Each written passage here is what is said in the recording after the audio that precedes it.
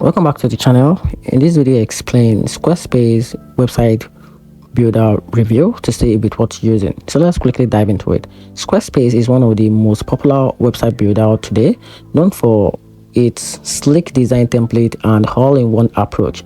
It allows users to create professional website, online stores, or portfolios without needing coding skills. With built-in tools for blogging, SEO, and e-commerce, it's a solid choice for creative, entrepreneur, and all small business. The drag and drop editors is clean and intuitive, which make it beginner friendly while still offering enough flexibility for more advanced user. That said, Squarespace isn't perfect. Some users find its optimization option limited compared to platforms like WordPress, and pricing can feel a bit higher, especially for those just starting out.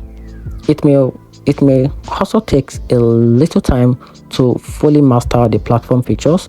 And in my conclusion, the Squarespace is worth using, especially if you want a stylish professional site that is easy to manage or that easily manage all your work in one place. But it may not be the best pick if you are looking for endless customization or budget-friendly option. And that's it. Hope you find the video helpful. Turn on the notification button and subscribe for more reviews.